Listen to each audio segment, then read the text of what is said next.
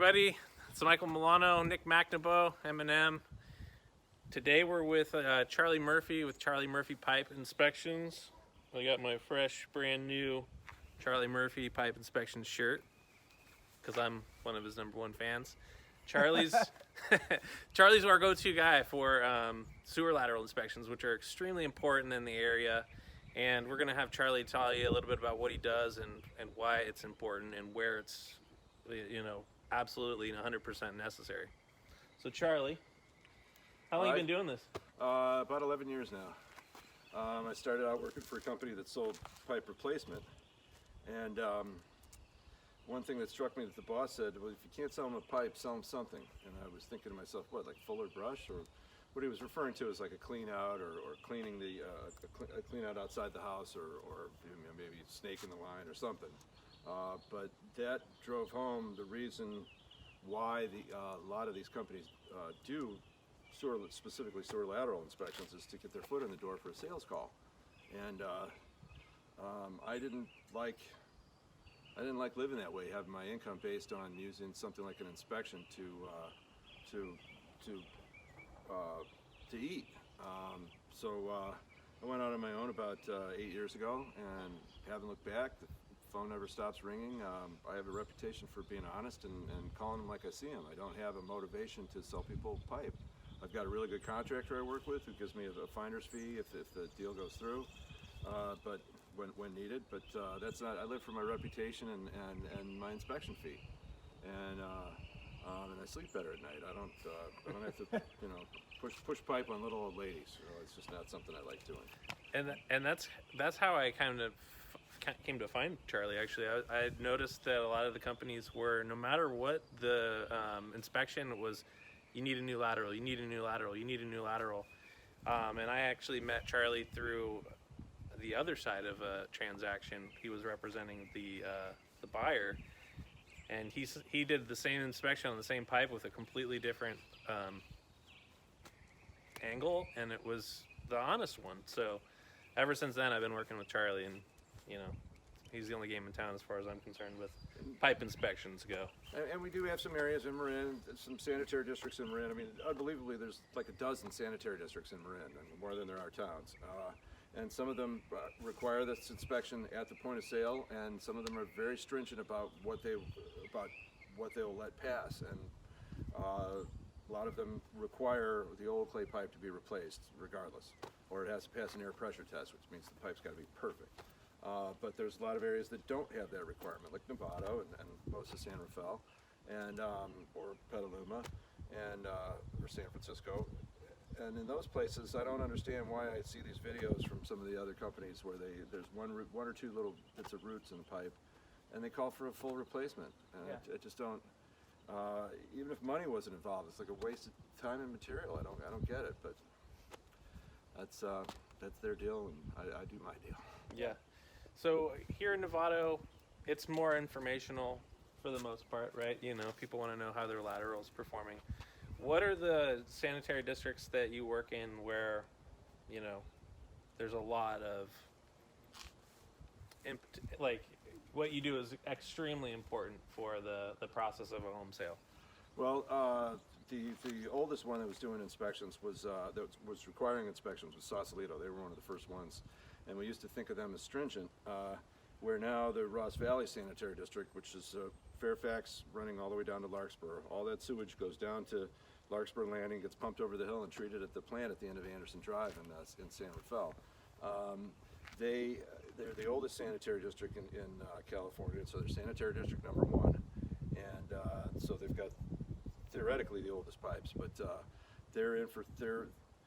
when it rains for 3, 4, or 5 days in a row, the ground gets saturated with water, and so water creeps into manholes, creeps into gaps in the main, gaps in the private sewer laterals, and so that, I thought it was an exaggeration when I first heard it, but there's 10 times as much water in the sewer systems after it's been raining for a few days. So they, when their pump stations or holding ponds get overwhelmed, they dump it in the bay, and the EPA doesn't like that much, and they fine them like $1 million per occurrence. So they had been fined so many times they sent them a cease and desist order. So to save their bacon, so to speak, they enacted the toughest, the most stringent requirements that there are for sewer pipes, and that is an air pressure test. It's got to be plugged up at either end and hold 4 pounds of pressure for 10 minutes, and that the pipe's got to be less than 10 years old to pass that. No clay pipe will pass it. Even a lot of the cast iron pipes won't pass it, which I think is a little crazy because cast iron's a great material and it's structurally super durable. I see 100-year-old cast iron pipes all the time that have to be replaced because it doesn't pass the air pressure test. But that's where it's kind of there's no wiggle room. There's no interpretation. It's either will or won't pass, and they all fail there. But Yeah, so it's a full replacement. yep. What's the best material that people are using for pipes these days? High density polyethylene is just this crazy stuff. It's soap bomber. Its abbreviation is HDPE, and it's almost half an inch thick. It comes at 20-foot lengths, so there's fewer connections, and when they make the connections, they heat weld it. They put an iron on the face of where the cut is, and then they squeeze it together, and so there's a little tiny squeeze out on the inside. That melted plastic is like gluing a wood joint, where the glue joint is stronger than the wood itself. And this is 100-year-old pipe. They essentially dig a hole at the main, a hole at the house, and they pull that pipe in the pathway of the old pipe, and they don't have to trench the whole thing. It's still not cheap because digging up in the street's expensive, and their equipment and stuff is expensive. But it takes like a two-day job. Maybe the homeowner's inconvenience for 4 or 5 hours tops without being able to use the drains, and that pipe's going to last forever. It's not going anywhere. It's light, so it's not its own enemy.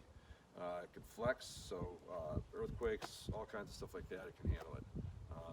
But that's the number one material. As far as reading a sewer lateral inspection, all these new buyers that we've got, they read and sellers. They read through these disclosures. In your experience, like, what's something that a new home buyer or somebody selling that they read on one of your inspections that is like, hey, make note of this? What's something that they should make note of? Well, my reports, I have kind of a template. It still takes a while to write them because some of it's very specific, like the summary. The initial paragraph's kind of like legalese or whatever. This is where it was. This is what I was doing. Then the next paragraph talks about what direction it goes, and what it's made of. Then the next paragraph is very specific technical stuff as to how many feet, where, what pipe material does what. But then I have a summary at the end, and the summary I intend for people who aren't plumbers to understand what's going on. There's a company I read, a very famous company. Their tagline is "Everyone uses it," applied to other companies. And I was trying to read one of the reports once, and I've been doing this 10 years, and I couldn't make heads or tails out of what the guy's saying. Sure. And I think, to me, it seemed like it's deliberately confusing. So like, just don't worry your head, just write it. Don't worry your head, just write us a check. They kind of almost deliberately want to be confusing so that someone just says, wow, I don't know, you said there's something with this and that, and the other, and I just said, shit, I just wrote him a check. That doesn't make any sense. Just like I've seen some old ladies in the neighborhood or out doing a job, and they're like, oh, I had that done at my house, putting a camera down the line. Yeah. I don't have to worry anymore, and I replaced mine, and I got a really good deal. And I'm like, Charlie, don't go there. Don't ask her. She's happy. She's smiling. Yeah. Don't ask her how much she paid. Yeah. Because, like I said, she's happy, and that's the most important thing. Yeah. Yeah.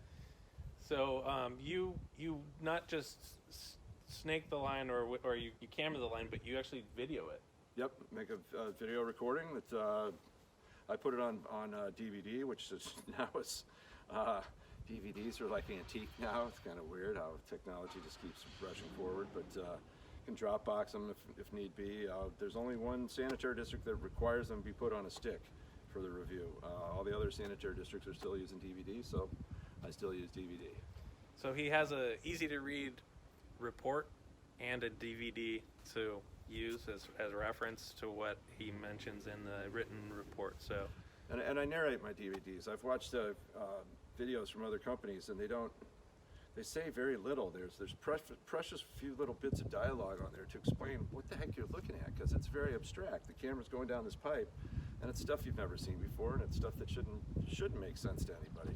It's very weird. It's an underground world. The camera's obviously got lights on it because this is a part of the planet that never sees daylight.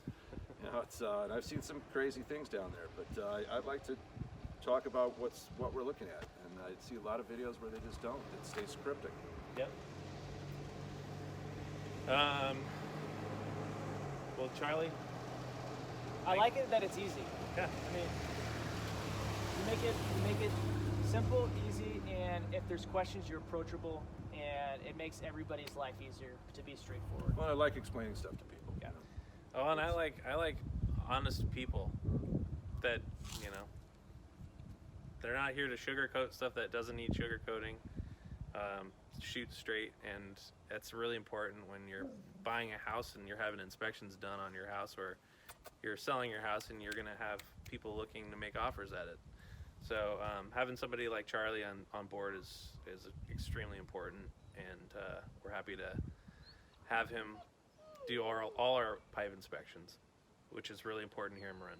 Yeah, for sure. Charlie Murphy Pipe Inspections. Ask him how you get one of these shirts. Yeah. I just asked for New one, program. and he finally gave me one today. And Sophie the dog, It's right here. right here. She's on the emblem. So Sophie, Charlie Murphy, Nick McNaboe. Mike Milano. Good to see you guys.